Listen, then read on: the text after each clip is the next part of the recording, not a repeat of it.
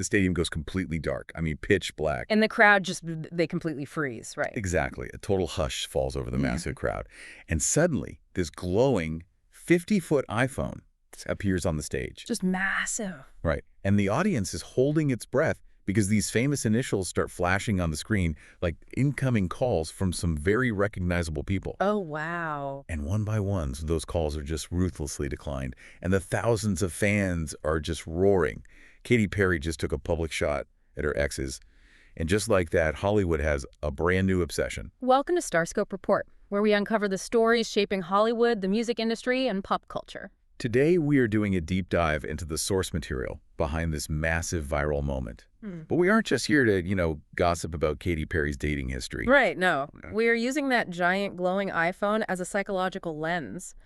Because the gap between a highly curated Hollywood drama and the very real biological stress it triggers in us, it's one of the most fascinating things about modern society. So we're going to explore exactly why you and millions of other people are basically biologically wired to care so deeply about the romantic lives of people you've never even met. And we have a really fascinating stack of sources today. We're pulling from the latest coverage from Us Weekly, Unilad, and Star Magazine to get the actual facts of the event. The tabloid spectacle, basically. Exactly.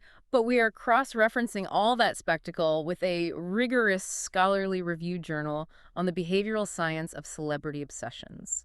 We really want to understand the mechanics behind why we care. All right, so let's set the scene for this headline story. We are at the Oson do Camiño festival. Down to Santiago de Compostela, Spain, right? Yeah, in Spain. And this is the very first stop of Katy Perry's brand new out-of-office tour. And the sheer theatricality of this, it is off the chart. Oh, totally. Before we even get to the phone prop, she literally climbs into a giant water bottle labeled Katyad and goes crowd surfing. Wait, she crowd surfed inside a giant water bottle? Yes, inside a Katyad bottle. So she's signaling to the world that she's not just back, but she is fully leaning into the absurdity of pop stardom. She's steering the ship. Which establishes this really crucial baseline for the audience. When an artist does something that physically playful, that larger than life, they're framing the whole performance as a space where they are in absolute control of their image. Right. It's like telling the fans, don't take this too seriously, but also watch my every single move. Which brings us to the main event. Yeah. She's performing the song Never Really Over. Fitting title. Right. Singing about a relationship she thought was totally finished. And that's when that massive prop iPhone appears on stage. The phone starts ringing. And the contact name pops up as JM, complete with a little guitar emoji. Which is obviously John Mayer. Clearly John Mayer. And she hits decline. Then Diplo pops up. Declined. Declined. Then R.B. Russell Brand. Declined. And then comes the one everyone was really waiting for. Yeah, the heavy hitter. The one that carries, 9 years of really recent public history? Exactly. Obi flashes on the screen. And it has a little spade emoji next to it. And if you aren't caught up on your celebrity tattoo anatomy. Yeah, Orlando Bloom has a very prominent ace of spades tattooed on his chest. So the phone just rings and rings, and she aggressively ignores it. Let's just pause on the mechanics of this for a second, because it's a masterclass in visual storytelling and efficiency, really. Oh, 100%. She doesn't have to say a single name into the microphone. The initials and those really specific emojis, they do all the heavy lifting. But the real psychological weight of this moment, it comes from the contrast with what she does right after. Right, because after rejecting that entire roster of famous exes, the phone rings one more time. And the initials this time are JPJT. JPJT. Accompanied by a Canadian flag and a heart emoji. And so this call, she repeatedly smashes the green accept button. Wow. JPJT stands for Justin Pierre James Trudeau, the former Canadian Prime Minister. And to understand why hitting that green accept button sent the internet into an absolute meltdown, we have to look at the emotional context leading up to this tour. It's been a wild year for her. It really has. Katy Perry recently described 2025 as her, quote, worst year and the best year. Because after almost a decade together, a 6-year engagement, and sharing their 5-year-old daughter, Daisy Dove, she and Orlando Bloom dissolved their relationship. And 9 years is a massive era of someone's life to close out in the public eye. A massive era. And she didn't just, issue a quiet PR statement and retreat to a mansion somewhere. She's been incredibly vocal about this new romance with Trudeau. Like, at the premiere of her recent concert movie, she referred to him as the love of my life. Oh, wow. She said that publicly. Publicly. She called him her anchor. She used this vivid imagery, saying she's like a rainbow kite that flies dangerously high, and she finally found the anchor she needs to feel whole and grounded. Now, obviously, we are just reporting on the pop culture framing here. We aren't taking any political sides regarding the former prime minister. Of course. But just looking at the linguistic choices she's making there, it's fascinating from a psychological standpoint. She frequently talks about following her inner butterfly. Right. And she describes this current period as a metamorphosis. She literally used the phrase, quote, constantly rebirthing, phoenix to ashes. Phoenix to ashes. Yeah. So she isn't just presenting a new boyfriend to the world, she is pathologizing her past relationship to validate her current one. She's framing the breakup not as a failure, but as this necessary crucible for a total personal reinvention. Okay, let's unpack this for a second. Yeah. Because that giant icon on stage is essentially her weaponizing her own Wikipedia dating history. Weaponizing it. I like that. Yeah. Usually a celebrity's dating history is something the tabloids use against them, right? It's a source of paparazzi harassment, it's private heartbreak. But she took that exact history, digitized it, and turned it into a stadium-sized public text message. She did. It's like she is reclaiming the tabloids by acting as her own editor-in-chief. And by doing that, she fundamentally shifts the power dynamic. She completely strips the commentators of their leverage. Right. She's declaring, I am fully aware of my romantic history. I know exactly what the public merit is, and I am the one choosing who gets declined. It's a really profound assertion of agency. Because when you control the narrative of your own heartbreak, you insulate yourself from the shame of it. But obviously, the men on the other side of those declined calls are not just sitting quietly in the dark. No, they definitely aren't. Perry might be flaunting her new Canadian anchor, but wait until you hear how her exes are fighting back. The retaliation is where this gets really interesting. If you're loving these Hollywood twists so far, make sure you're subscribed to Starscope Report, because we've got even crazier stories ahead. So let's talk about the retaliation, because the game theory of celebrity breakups starts to show here. Yeah, because if one person takes total control of the narrative, the other parties have to engage in a kind of public counter-signaling just to preserve their own egos and their public standing. And Orlando Bloom's response has been a masterclass in subtle warfare. It is incredibly subtle, but mathematically calculated.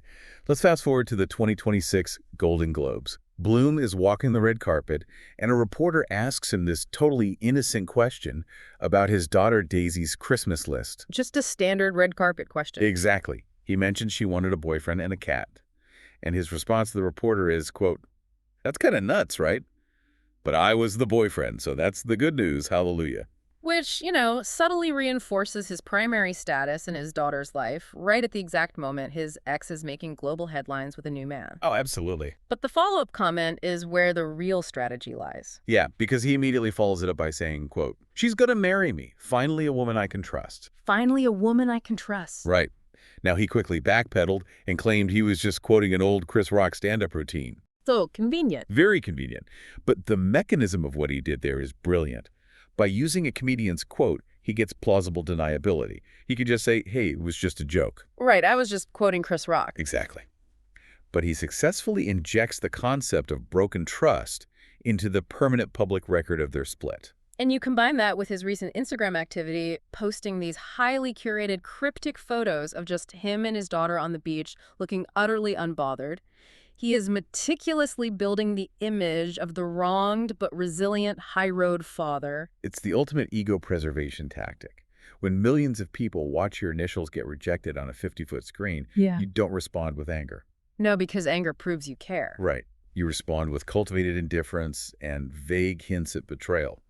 But we also have to view his defensive posture in the context of what Perry is actively releasing into the music ecosystem, because her music is stripping away any of that subtlety. Oh yeah, there is zero subtlety in the music. Back in November 2025, she dropped a track called Band-Aids, which essentially confirmed the split before any official statements even came out.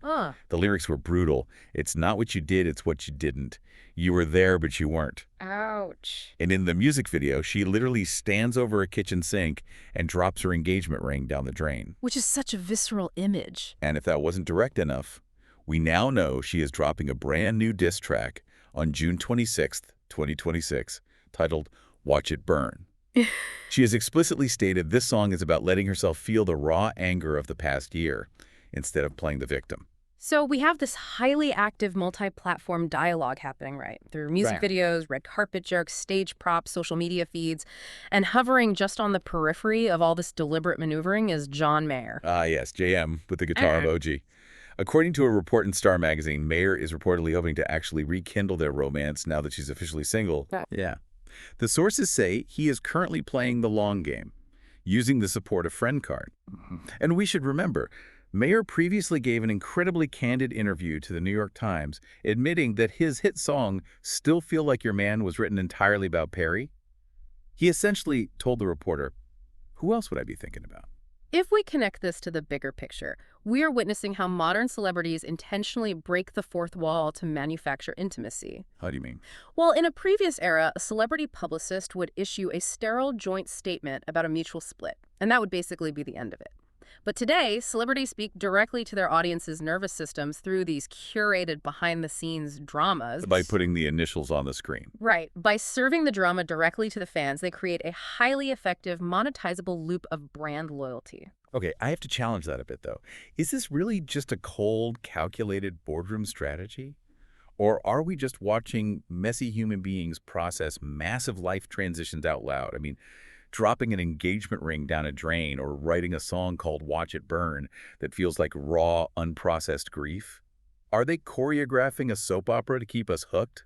Or is this just what public trauma looks like in 2026? Honestly, it is the absolute fusion of both, and that is what makes it so potent.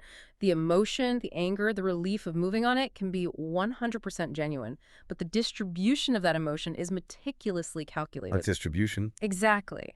When Perry puts those initials on a screen, she's feeling the genuine high of her new relationship, sure, but she is also acutely aware of the millions of social media impressions, TikTok stitches, and headline cycles it's going to generate. The personal trauma and the promotional strategy are no longer separate entities. It's so easy to dismiss this as just PR or just celebrity ego. But we know why the stars put on the show. Later in this deep dive, we'll reveal the shocking psychological reason why you can't look away. Stay tuned and hit that subscribe button so you don't miss what's coming next. So, we've talked about the celebrities. Let's transition to the listener. Why do we care?